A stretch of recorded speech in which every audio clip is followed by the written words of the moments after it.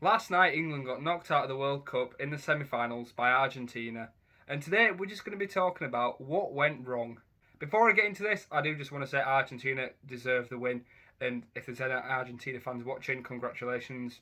You were the better team overall, but I'm going to be going into why that was. Because overall for me, we threw it away. We completely threw it away, to be honest with you. We go 1-0 up through Gordon. Everything's brilliant. That first half, it was shaky from both teams. It was very stop-start. It was quite clear they just wanted to rattle us up. They went in some heavy tackles, especially on Bellingham, just trying to shake us up a little bit. And it was a rough half. But going into half time, I was saying I'm very, very happy with that. We will take that all day, every day. Second half started, and they had quite a good spell at the start, I believe. And then we did have a little spell and got the goal through Gordon. And things are going perfectly. You're thinking, oh my god, this might actually happen. And then that is where everything goes wrong. Because Tuchel decides we're just going to throw everyone behind the ball. And it didn't work. We were completely outclassed. Messi had all the time in the world. And he played some brilliant balls into the box. And it was only a matter of time before they scored. And then it was the two-punch knockout. And we went out. I have a list of a few points I want to talk about and my feelings on this, because last night I was good, but there was a feeling of frustration that was even bigger than like the heartbreak of it. So I've written them down, and we're just going to be going through them today and seeing where it went wrong. So the first thing I put was substitutions killed us, and most particular it's the first one, Gordon off for Konza. Nothing against Konza, he's a good defender, but why? This is the sub, in my opinion. If we bring Saka on for Gordon, I genuinely think we win that game. And it's not because Saka's the best winger of all time, but do a like for like change if the game is going well. We probably in that first 55 minutes were the better team, I would say, until we scored. So why not try and carry on playing like that rather than throw everybody behind the ball? Saka this tournament when he's come on, I think he's always looked decent for me. Um, he's just good on the ball. He's good for tired legs. He's a brilliant sub to bring on. So why not take him on? But instead, we went to a five-back, went completely negative, invited all this pressure onto us straight away. I remember I nipped for a wee as that sub was being made, and I come back and my brother was like, "Oh, Gordon's come off," and I was like, "Oh, has Saka come off? Come on," and he said, "No, Konza's come on," and I was like, "What?" So straight away, you're thinking, okay, we're going to try and defend this lead a bit. And you're watching the game and you see them, they're throwing almost everything they've got straight away at us. They hit the post, Pickford makes a worldy save, and you're thinking, okay, this is scary. But Tuchel's going to learn his lesson now. He's seen that this sitting back isn't going to work, and he's going to switch things up a bit because we need an outlet. But no, a couple more defensive subs to bring on another centre back. And we're just thinking, why? Because I know Dan Burn is aerial height, but why are we bringing on Dan Burn to defend a 1-0 lead against the best team in the world? Yes, they're doing crosses into the box, but have you noticed who's crossing it? It's Messi. It's not Konza crossing the ball into the box. It's not Mexico hoofing the ball up to Raul Jimenez. Messi has all the time in the world because no one's coming out to him quick enough because we're all in our own box. Messi has all the time in the world, pick off wherever he wants. And obviously, we caved in eventually. And that kind of leads me on to my second point, which is lack of attacking outlet completely. For me, it gets around the 70th minute. We see we're under so much pressure. We're not quite able to get the ball out of our own half. I think, personally, we probably take off Kane and bring on Watkins, because Watkins is very different to Kane. He's more of a last man type of striker who'll make runs in behind. I love Kane. Kane's a brilliant player. But in a game like that, the last thing you need is a striker playing CDM. It's not going to work because we have no outlet because of him. Kane had a poor game again, didn't they? But we're not blaming Kane. We're not blaming individuals because for me, it was the manager who let us down today, unfortunately. And it's just common sense, surely, to bring on an attacking outlet because all they could do, they had all the time in the world in our own half to pick out a perfect pass, pick out a perfect shot. They had nothing to worry about behind them. If we have Watkins just causing a little bit of chaos, making them run, and then if we get the ball, they're going to panic because we've got Watkins making a run down the line. You need to give teams who are attacking something to think about at the other end. Otherwise, they're going to have all the time in the world. They're not going to panic because they didn't panic because what was the panic for? They knew that they had another half an hour if it went to extra time to pick us off because we had like 6 defenders on the pitch, which is another point as well. Why would you go all out attacking with the risk of conceding, and then what do you do? What's the plan B? I think Tuchel's probably shown he has a little bit of a lack of plan B. It's score, bring the defenders on, defend the lead. But what happens if we don't defend the lead and we concede? What do we do? We've got 6 defenders on the pitch. We can't, try and look for a winner because who's going to do it? We've got a knackered Kane, knackered Bellingham. It's impossible, isn't it? And I know all this is very, very easy to say in hindsight, but the thing is, everyone wasn't saying this in hindsight. As things were happening, you were thinking, why are we sitting back against the best player in the world, the most technically gifted player in the world, has all the time to pick out a perfect cross, perfect anything he wants, and there's no pressure on him at all. And probably the most frustrating thing for me out of all is that if we don't score, I'm fairly confident it goes to extra time, which is ridiculous, because how can scoring in a World Cup semi-final make you a worse team? It shouldn't happen. It should never happen. Just watch Spain the night before. Look how brilliant. I'm not saying we're as good a team as Spain, but look how amazingly they played. They completely shut out France. After going 1-0 up, they didn't bottle it. They carried on playing how they were playing, got the second goal deservedly, and could have got another couple. Why did we not try and do that last night?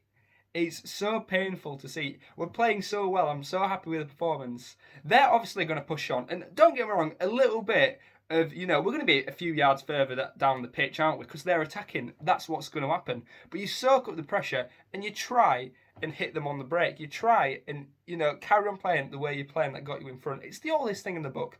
And I look back to Mexico. Mexico, it needed to happen. We had 10 men. We were against a very hostile team who had no plan B apart from cross it into Raul Jimenez. And obviously, they've not got Messi crossing the ball into the box, have they? So height worked perfectly. But obviously, Argentina are quite a small team. But when you've got Messi crossing the ball into the box, height isn't that important. And I think Tuchel kind of just thought, bring on Dan Burn, aerial masterclass or whatever. But it's not how it works, is it? It's not how it works. Because when you've got a player who can just precisely pick out the top of like a 5'10" player's head, it's never going to work. You need to stop the crosses. You need to stop them having that much time around the edge of the box. And it's so clear to see. And that's what makes it so frustrating for me. I also want to briefly touch on Kane because I think he had quite a quiet game last night. And I don't really know what the reason is for that. I suppose he had a lack of service to begin with. But sometimes him dropping so deep, it's so hard to speak about Kane because he's such a brilliant striker. And without him, we would have been out in the round of 16 quite clearly. But in crucial times like this, it's painful when we don't have a striker that making them runs forward when he's so far back all the time. It's really, really difficult.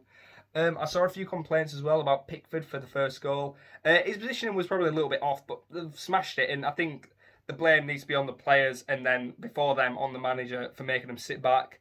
And then they weren't out too quickly to block the shot. And then the shot went in.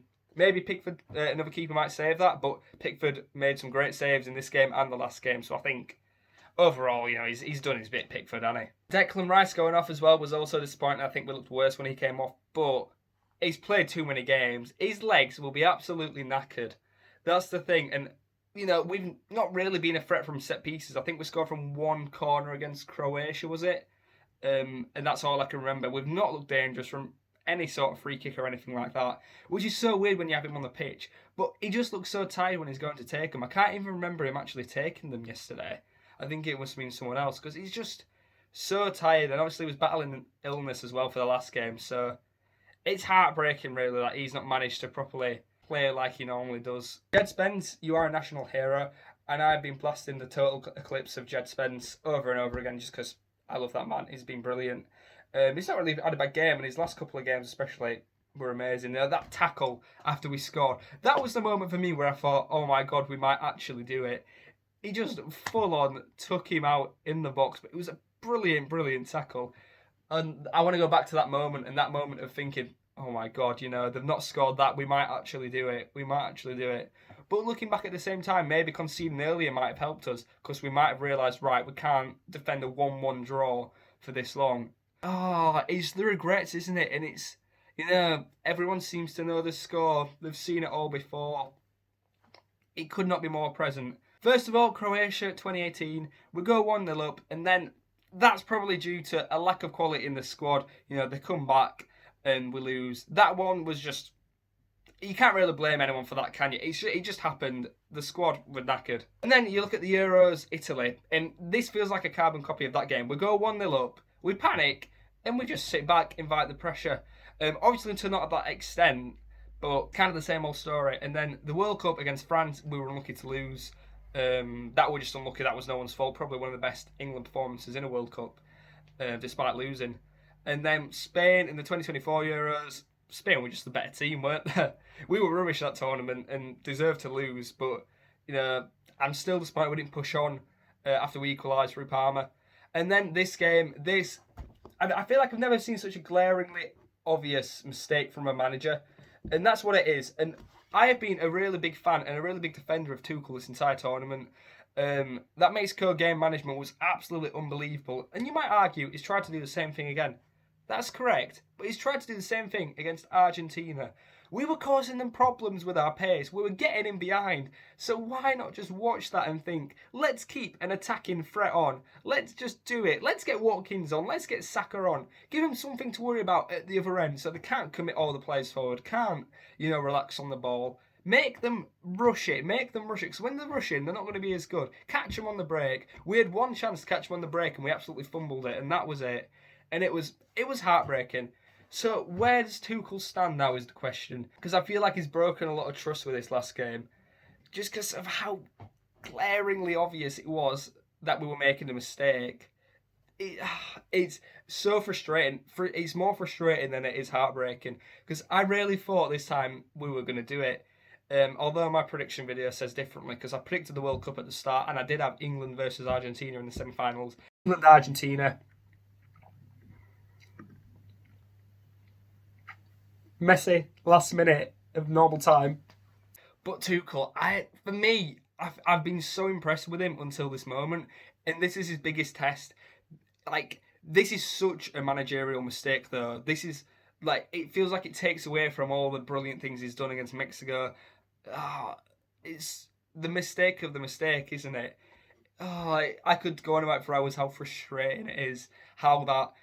if we bring on different subs, we win the game. If we keep doing like-for-like changes, there wasn't a single like-for-like change in there. If we keep them up, we would have won, I thought. Because I think we had him. I genuinely think we had him. If we don't score, maybe the game goes different. Maybe it goes to penalties, I'm glad we didn't win on penalties. But do we have to wait to score till the last minute so we don't have to defend for as long? I don't know. It's no coincidence that they only started playing well once we sat back, is it? There's going to be some pressure. There is, but not to that extent because we completely let them have it. And going forward, I don't know how I feel about Tuchel. He's got to win back the fans, definitely, that's for sure, just because of how disappointing that was, how heartless, because the players, they've given absolutely everything. Bellingham especially has had an unbelievable tournament. Spencer's done amazing as well because he had quite a lot of stick from the fans, but he's performed every time. And he handled it really well. He didn't put a foot wrong. There's been so many good individuals, and it's heartbreaking that it's come to a poor tactical decision to knock us out. Because you just think, if the second half was like the first half and Argentina get a goal and we lose, we can say we're really proud of the boys. But the thing is, we can't blame, we can't say we got robbed. We can't blame, VAR decisions or anything like that. We were just outclassed by the better team because of a poor decision, and that's how I feel about this game. I don't know if I'm being too harsh on Tuchel. Obviously, I'm not the manager. It's a hard job being a manager. He's going to make big calls. He made a big call against Mexico. It worked out. He made a big call last night against Argentina. It didn't. It's what happens. But I just wish we'd just give it another 10 minutes, 15 minutes, and then sit back for the last, You can't sit back for half an hour in a football match. You can't do it. Sooner or later, your luck's going to run out. You can't ride your luck for that long. Against Mexico, we somehow managed to scrape it with 10 men, which was an unreal performance. We tried to do the same again, and you can't against players who are that good. That's the bottom line, isn't it? So many regrets, so many missed opportunities. Is it going to be our year in the Euros 2028? That's so depressing. When you got to have an international tournament, you don't have another one for 2 years, and it's the hope that kills you every time. As soon as you start believing, that's when it gets cut off, and I'm devastated. But like I said, congratulations to Argentina, because, you were the better team, really. And it's just so frustrating. If Tuchel didn't say a thing after we scored, it's going better off. And this mindset which he came in to change, it was Southgate squared. It was Southgate cubed, actually. I don't think Southgate has committed that level of football horrificism before. I could talk about it all day, how frustrating it is, how mind-boggling. Because I bet Argentinian fans couldn't believe their luck when they see us sit back like that. And the final is this Sunday, and I'm going to say I hope Spain win. Sorry, Argentina, but yeah, I'm just a bit too gutted to root for you, to be honest. And I love Messi as well, but I don't like him as much after he got 2 assists against us. Thanks for watching my rant of a video. I know it's probably not very articulated. I've just kind of said my thoughts. I probably missed some points because I'm doing it from memory. The points I've written down, I don't actually have in front of me. I just kind of remember them. So, yeah. What do you guys think of the game? Is Tuchel to blame? Does any blame lie with the players? For me, no. And it was just so inevitable, wasn't it, that they were going to win as soon as they scored. You knew it was going to happen. Thank you for watching anyway, and hopefully 2028 or 2030 is our year. My God. I've lived through like a quarter of the World Cups I'm going to live in my life. It's getting scary already. I need to see one before I die. Thank you so much for watching, guys. Goodbye.